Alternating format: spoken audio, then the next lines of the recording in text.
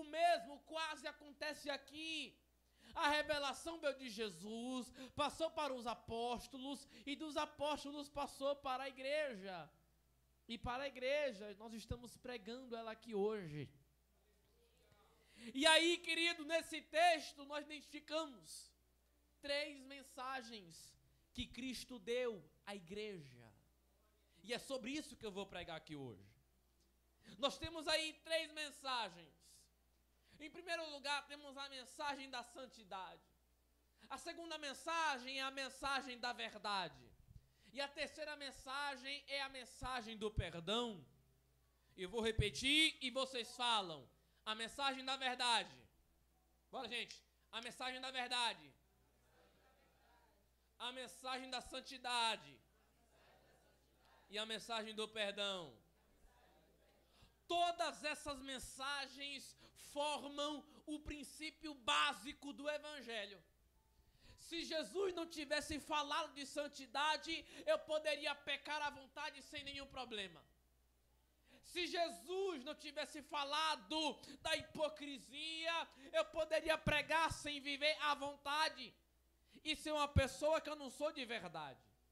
Se Jesus não tivesse falado do perdão e do amor, que é a mensagem principal da cruz, eu não precisaria perdoar ninguém. Eu não precisaria colocar para fora. Eu poderia simplesmente guardar mágoas, colocar tudo no baú bem bonitinho. Eu poderia sair brigando, caluniando, difamando uns aos outros. Se Jesus não tivesse falado da hipocrisia, se Jesus não tivesse falado do amor e do perdão, mas pelo contrário, ele falou de tudo isso e mais um pouco. Para quê? Simplesmente para poder passar essa mensagem para a igreja. E o que a gente faz, pregador, com essa mensagem? A gente vai passar uns para os outros. Para quê? Para o fortalecimento do corpo de Cristo até aquele grande dia. E você olha para a igreja hoje e você percebe que a igreja está perdendo a sua essência, porque ela está deixando de lado as 3 mensagens básicas que eu falei agora. A igreja está perdendo a sua essência porque ela deixou o principal, que é a doutrina do Evangelho. O que é doutrina? Ensinamento. É uma palavra que hoje dá sono em muita gente, mas é isso que rege o Evangelho. Palavra, Bíblia, ensinamento. E aí nós temos aí em primeiro lugar que é a mensagem da santidade. Olha o que a Bíblia diz sobre santidade. 1 Pedro 1,15. Assim como Deus é santo, sede vós. Olha para cá. Assim como Deus é santo, sede vós também santos em toda a vossa maneira de viver. 1 João capítulo 2, versículo 6, um capítulo após o nosso. Todo aquele que afirma estar nele deve andar como ele andou. Então Jesus é também um estilo de vida. É santidade. Nós precisamos resgatar essa mensagem. A mensagem da santidade. E o que é que a santidade faz em mim? A santidade, ela revela o mal que há em mim, com o propósito de trazer a integridade que falta em mim. E o que é santidade no original? É separação. Alguém que é separado, alguém que é consagrado. A igreja do Senhor é separada. Então nós precisamos distinguir quem é e quem não é.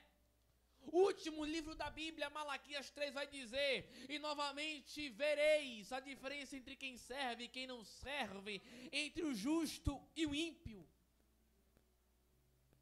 Antigamente você avaliava se era crente pelo olhar. A Bíblia diz que quando Moisés desceu do monte, seu rosto brilhava. A Bíblia diz que quando Jesus desce do monte de transfiguração, seu rosto brilha. A Bíblia diz que quando Estevão sai do sinédrio, está no sinédrio, o rosto dele brilha. Quer saber se é crente? Olha para o rosto. Mas hoje até isso está difícil.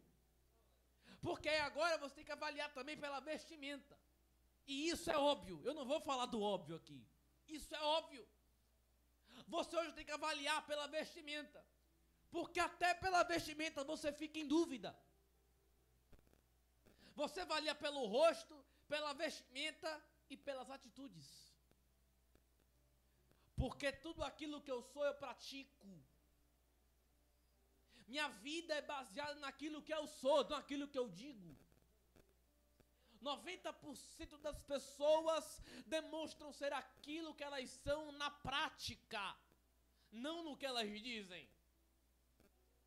Então, santidade é algo necessário no meio do povo. No tempo da minha avó, no tempo da sua avó, eu tenho certeza que era assim. Nós taxávamos as coisas de pecado. Pensávamos que tudo era pecado e nessa época parece que o povo era mais crente. Pegue vídeos do povo de Deus hoje e compare com nos anos 90, anos 2000 ou 2010. A essência é diferente. Parece que as coisas, parece que o clímax espiritual mudou. Parece que 80% do povo de Deus perdeu a essência. O povo dava vida para estar na igreja. Dava seu sangue para levar uma vida santa, pura e reta. Mas hoje estamos vivendo o evangelho de tanto faz. Tanto faz fazer isso, tanto faz fazer aquilo, tanto faz falar assim, tanto faz ir para tal, tanto faz. E o camarada tem a audácia de dizer que vai para o céu. Só se for para o céu da boca da onça. Porque já dizia o hino da harpa, no céu não entra pecado.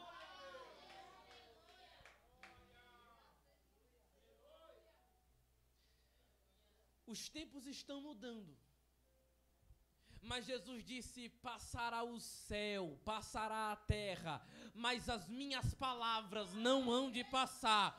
O tempo pode mudar, a essência pode mudar, mas a regra da palavra vai continuar sendo a mesma. Muitos pregadores estão tirando o tema santidade do seu esboço. Muitos estão tirando o tema santidade dos púlpitos.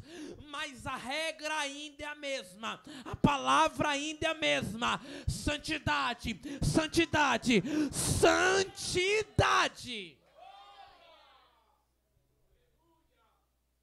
Consideramos natural agora aquilo que nossos pais taxavam de espiritual. E olha o resultado.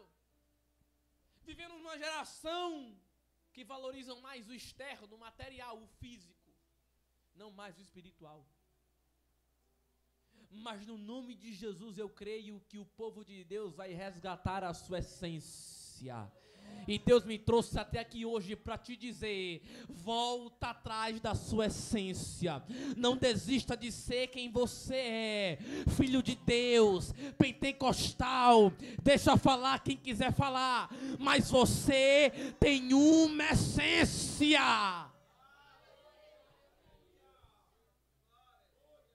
A mensagem da verdade agora. João afirma no versículo 6 e 10, que quem diz que tem comunhão com ele, mas anda nas trevas, é mentiroso. E a verdade não está nele. É João que está falando isso. E aí nós temos a mensagem da verdade, de oposição contra a mentira. A mensagem de oposição contra a hipocrisia. Olhe para Mateus 23, 27 e 28. Ai de vocês, fariseus, são como sepulcros caiados. Parecem por fora justos ao povo, mas por dentro cheios de hipocrisia e iniquidade. Sabe o que é caiado? Pintado, bonito, elegante. Se teve uma classe religiosa que mais Jesus odiou na sua época, foram os fariseus. Certa feita eu debati com um daqueles que fazem parte da seita messiânica. E aí disse assim: não, Jesus nunca atacou a religião de ninguém. Me prova. O grupo religioso da época de Jesus era o mais mentiroso e hipócrita. E foi o grupo que mais Jesus bateu. Por quê? Porque eles pagavam de religiosos, pagavam de crentes, pagavam de pregadores, pastores, líderes, mas por dentro eram hipócritas. Foi a religião que Jesus mais condenou, era o farisaísmo. E hoje, nos dias atuais, não é diferente. Assim como Jesus falou em Mateus 7, tire primeiro a viga do teu olho, para poder tirar do irmão. Hoje não é diferente. Jesus tem que olhar para a cara de alguns e dizer: hipócrita! Quer falar do outro, mas a vida dele está pior que a do outro. Pregadores que não mais pagam preço por uma vida de viver o que pregam. E eu conheço gente assim, da minha classe, que não vive aquilo que prega, mas quer pregar algo que não vive. E Jesus está dizendo: hipócrita, vive para depois pregar, paga o preço, depois prega no microfone, pague o preço, depois suba na tribuna. A tribuna ainda é santa, o microfone da igreja ainda é um lugar de verdade, não de hipocrisia. Precisamos voltar a essa realidade. Se Jesus odiava a hipocrisia, quanto mais a igreja deve odiar. Não, pregador, mas ter ódio é pecado. Paulo falou: ireis, mas não pequeis. Jesus se indignava, Jesus se chateava. Certa feita ele entrou no templo, tinha um monte de estrangeiro vendendo bagagem, vendendo coisa. É que nem hoje, rosa ungida, água ungida, terra de Israel, não sei o que lá. Tava lá os cambistas vendendo. Aí a Bíblia diz que a profecia se cumpre: o zelo pela sua casa me consumiu. A Bíblia diz que ele faz um chicote. Ele não pegou, ele fez um chicote bem bonitinho, entrelaçou e começou a bater nas mesas. Começou a xingar os fariseus: raça de víboras, ninhada de cobras venenosas, não transformem a casa de meu pai em comércio.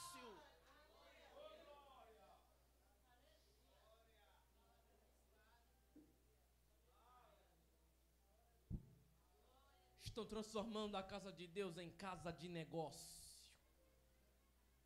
Foi como o pastor Juliano Fraga falou esses dias: tem um monte de diarista no meio do povo.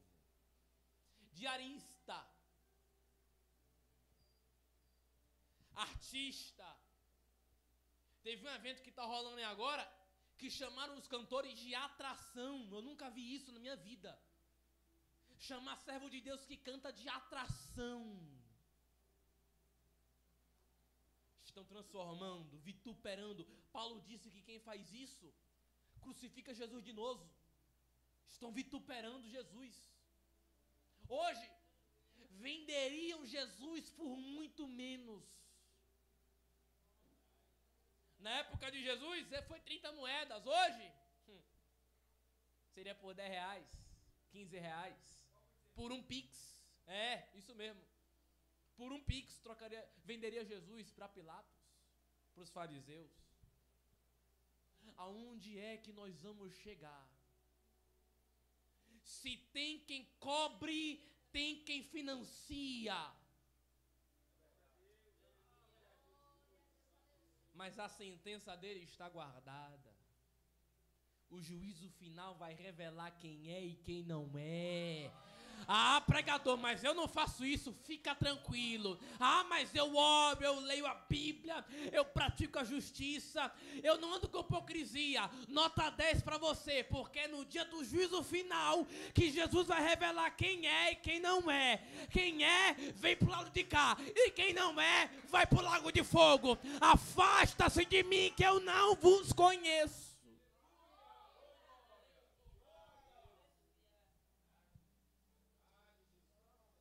Terceiro lugar, e última, nós temos a mensagem do perdão. No versículo 9, João afirma que Jesus perdoa e nos purifica quando confessamos os nossos pecados. No capítulo 2, olha o que João diz. Isso tem um peso universal muito grande. Ele escreve: filhinhos, eu escrevo para que vocês não pequem. Se pecarem, é uma regra, não pequem.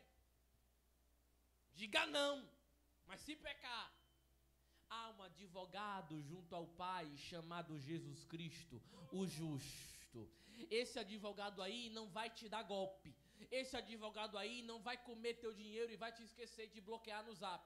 Esse advogado aí não vai comer nas tuas custas. Não, não, não. Esse advogado, João diz que ele é justo. E ele diz mais: ele é a expiação, o sacrifício pelos nossos pecados. E o que o João diz a seguir é mais lindo ainda: não só pelos nossos, mas os do mundo inteiro. Não só pelos nossos, mas os do mundo inteiro. Tua casa também está inclusa. Tua família também está inclusa. Aqueles que estão longe também estão inclusos no plano da salvação de Deus. 1 João 4, nós o amamos porque Ele nos amou primeiro. É a mensagem do perdão. Nós precisamos voltar a perdoar mais. Eu não estou dizendo que você não perdoa. Eu não estou dizendo que aqui o mais certo sou eu, longe. Mas nós precisamos voltar a perdoar mais. Assim como nós precisamos orar, ler, jejuar mais, precisamos perdoar mais. Porque se você olhar com clareza, é esse o tema principal da cruz. Quando Jesus deita na cruz, a primeira coisa que ele diz é: perdoa-os, porque eles não sabem o que fazem. E aí João, lá no capítulo 4 e 3, ele dá o exemplo de Caim e Abel. Tem gente que hoje não precisa matar fisicamente. Tem gente que mata o ministério. Tem gente que mata psicologicamente, emocionalmente, sentimentalmente. Abuso psicológico. Isso não é perdão, isso não é amor. Não foi isso que Jesus ensinou. E as pessoas hoje estão sofrendo. Psicólogos cada vez, clínicas psicológicas cada vez mais cheias. Remédios para dormir, as vendas cada vez pico sobe. Taxa de suicídio cada vez mais altas. Principalmente entre os jovens, que ainda estão na fase de amadurecimento. Mas onde é que eu encontro o perdão verdadeiro? É na cruz de Cristo. Onde é que eu encontro o amor verdadeiro? É na cruz de Cristo. O amor dele, ele não vai te trocar, não. Ele não vai te vender, ele não vai fazer uma troca barata. Ele vai ficar com você, ele amou você, ele perdoou você, resgatou você até o dia do arrebatamento. E depois do arrebatamento, ele ainda vai ficar com você eternamente. Agora olha para cá. Ele disse para a mulher adúltera: vai e não peques mais. Ele disse, onde estão teus acusadores? Cadê os fofoqueiros? Não está aqui não? A mulher falou, não está aqui não. Ele falou, pois é, nem eu condeno você. Ele perdoa no público. Jesus falou para o ladrão da cruz, hoje mesmo estarás comigo no paraíso. Ele perdoa na hora da morte. Jesus perguntou para Pedro 3 vezes, tu me ama? Pedrão, tu me ama? Pedro, tu me ama? Ele respondeu 3 vezes que sim, eu amo.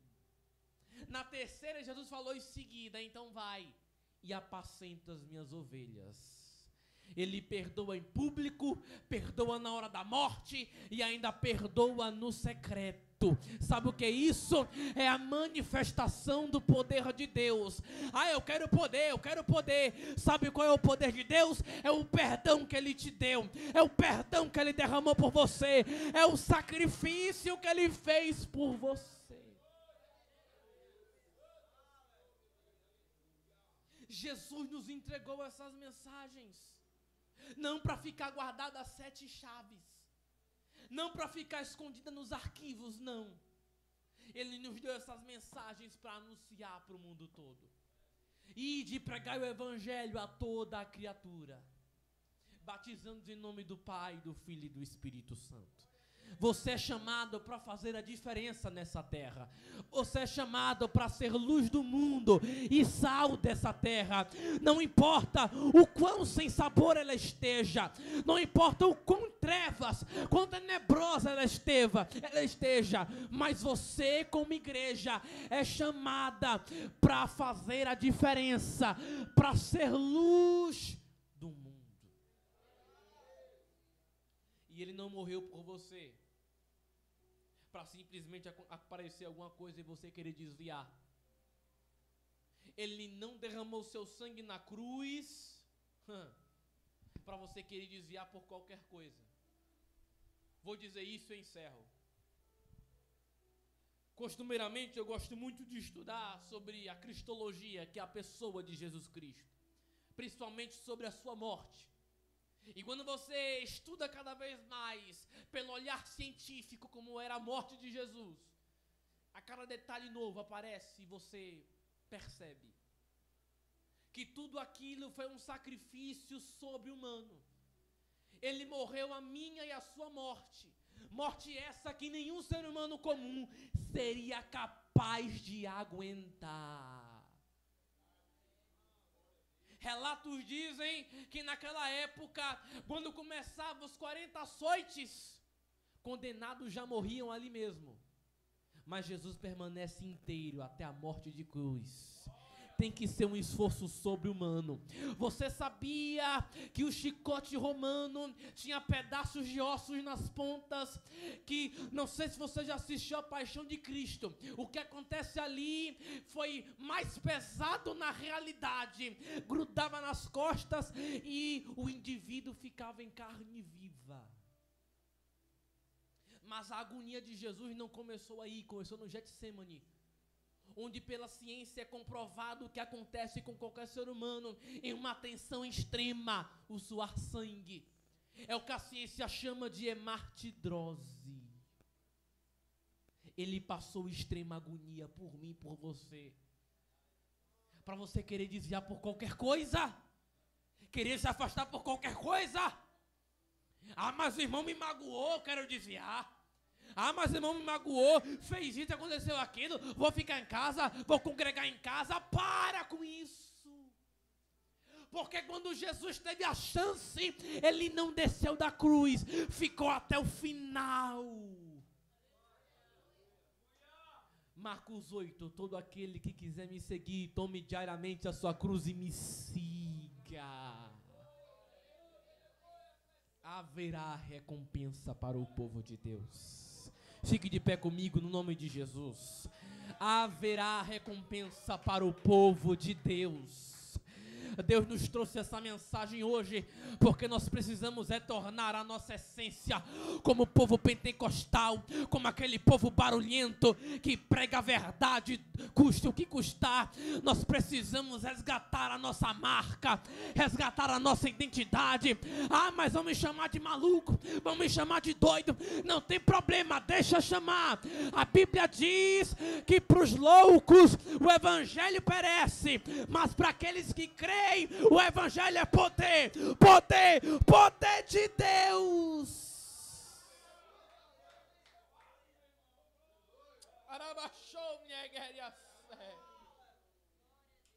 Eu quero orar pela sua vida. Coloca a mão no seu coração, feche seus olhos.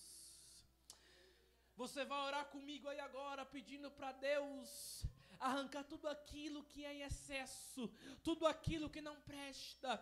Você vai orar aí agora, pedindo para Deus resgatar de novo a essência que tinha em você. Tudo aquilo que se perdeu, Ele vai restituir, se for a vontade dEle. Ore comigo nesse momento. Senhor meu Deus, eu oro agora. Eu preguei a tua palavra, entreguei aquilo que o Senhor mandou. Eu oro agora, meu Deus, por esses filhos que estão aqui.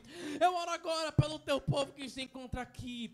Muitos estão aqui com o coração quebrantado, muitos estão aqui com o coração aflito.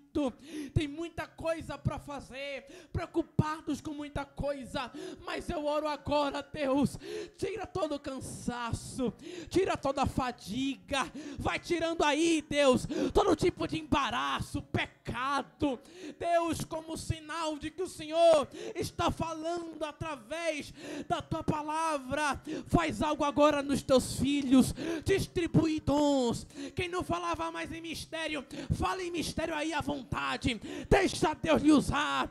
Ah, pregador, Deus me usava em profecia, volta a ser usado agora.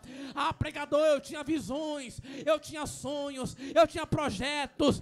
Deixa Deus acender a chama de novo na sua vida. Meu Deus, eu oro agora, Pai, para que o Senhor tire toda falta de esperança, falta de fé. Eu oro, Deus, para que o teu povo não seja mais o mesmo. Eu oro para que a igreja não seja mais a mesma. Eu oro, Deus, agora, para que o seu povo suba de nível. Vamos sair desse nível mesquinho. Vamos parar de repetir as mesmas coisas. É hora de algo novo. É hora de algo diferente. E Deus está fazendo algo diferente no meio do seu povo. Quantos recebem essa palavra, digam glória a Deus. Quantos recebem, diga: eu recebo essa palavra. Eu profetizo que a salvação também vai entrar na sua casa, na sua parentela, no seu lar. Ei, não existe esse negócio de maldição. Toda maldição foi quebrada no Calvário. Toda maldição foi quebrada na cruz. Na cruz você tem a bênção completa. E que Deus continue abençoando esse povo, esse ministério. Que Deus continue abençoando a vida do servo dele. Porque é muito difícil você encontrar igrejas que pregam a verdade do evangelho. Pessoas que se dedicam a falar a verdade das escrituras sem medo algum. E eu tenho certeza que esse é só o começo do que Deus tem para fazer na vida desse povo. Desde já, que Deus abençoe. Continue orando por nós, porque somos carentes da oração dos irmãos. E que Deus os abençoe e continue abençoando essa obra no nome de Jesus. Um esforço digno, um trabalho digno de se ver, porque sabemos que o povo daqui trabalha com esforço, com dedicação. E eu sei que a recompensa vem dos céus. A recompensa não vem do homem, não vem da república, não vem do Estado. A recompensa vem de Deus. Que Deus os abençoe. No nome de Jesus.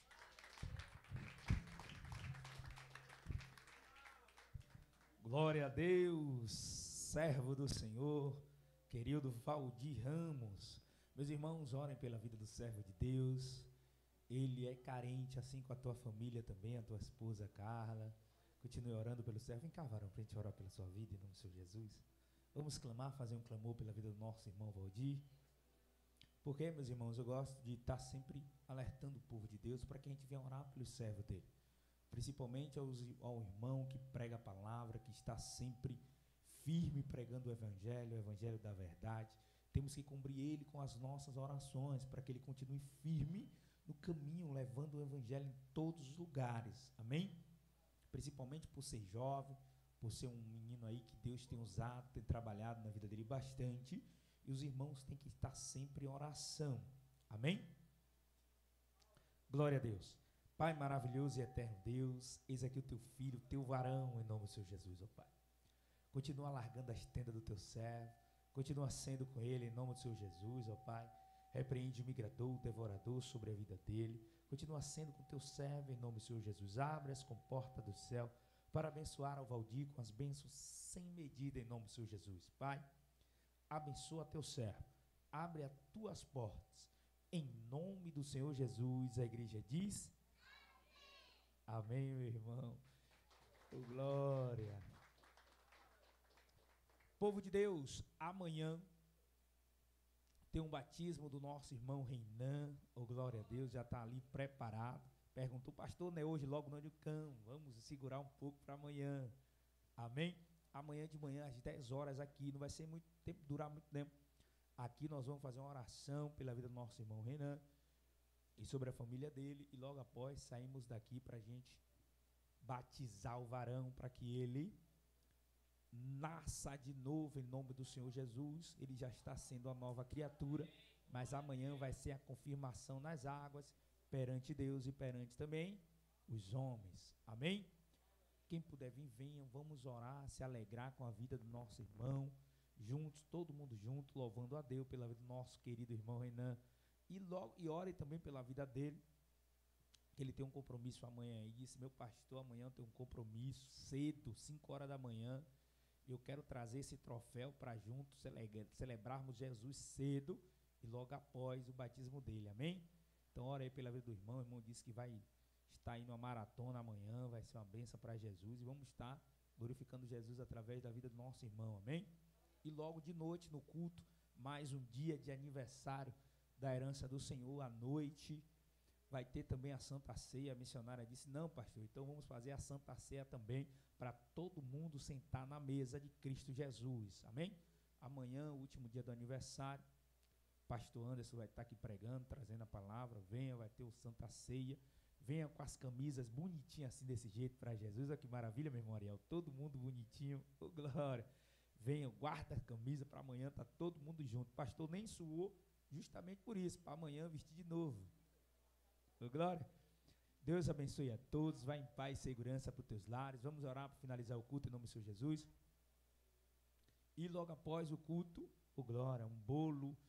Ai, que maravilha. Pastor tá na dieta, não vai estar tirando um pé devagarzinho, mas vai dar tudo certo. Depois do culto tem aqui um bolo. Tem só hoje? Pronto, então tá. Olha, minha missionária, me liberaram. Pastor Valdir me liberou aqui, tá tudo certo, amém? Não saiam sem se deliciar com o maná aí do povo de Deus, amém? Foi tudo preparado, bonitinho aí, com os irmãos, com as irmãs da igreja, para a gente celebrar Jesus essa noite, amém? Vamos orar para finalizar o culto em nome do Senhor Jesus. A palavra do Senhor foi pregoada, foi ministrada, e Deus falou em nossos corações essa noite. Tem alguém aqui essa noite que quer aceitar Jesus como seu suficiente Salvador essa noite?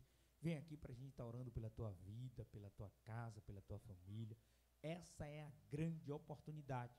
A oportunidade que você escutou a palavra, Jesus se revelou para você e está te chamando essa noite para que você venha morar com Ele na eternidade. Venham, não demora, vem logo correndo. Diz, pastor, levanta a mão, que vai ser uma bênção para Jesus, amém? E aqueles que querem refazer aliança com Jesus, voltar para o lugar que jamais deveria ter saído, vem aqui para a gente estar orando pela tua vida, em nome do Senhor Jesus. Não? Vamos orar para finalizar então, em nome do Senhor Jesus. Pai maravilhoso e eterno Deus, te agradecemos pela noite maravilhosa, te agradecemos por todos aqueles que estão aqui presentes, que veio cultuar, celebrar conosco essa noite, que veio glorificar e exaltar o teu santo nome. Obrigado por tudo que o Senhor até aqui fez na nossa vida. 3 anos da herança do Senhor. Pai, leva o teu povo em paz e segurança para os teus lares. Abra as comportas do céu para nos abençoar com as bênçãos sem medida sobre as nossas vidas, em nome do Senhor Jesus. Abençoa nosso irmão Valdir, a tua esposa Carla. Abençoa meus filhos, minha esposa. Continua sendo com teus membros, com teus servos, em nome do Senhor Jesus. Abre as comportas do céu e derrama bênção sem medida, repreendendo o migrador, devorador, gafanhoto das nossas finanças. E dobra a saúde sobre o teu povo para juntos glorificar Jesus até a eternidade. Em nome do Senhor Jesus, a igreja diz: e a graça do nosso Jesus Cristo, e o amor de Deus, e as doces consolações do Espírito Santo de Deus, seja com todos vocês, a igreja diz: porque o Senhor é bom, e as tuas misericórdias duram para sempre. Em geração em geração é a tua fidelidade. Amém. E as palmas glorificam o nome santo do Senhor. Não saia sem confraternizar um com os outros, em nome do Senhor Jesus. Oh, glória! Aleluia!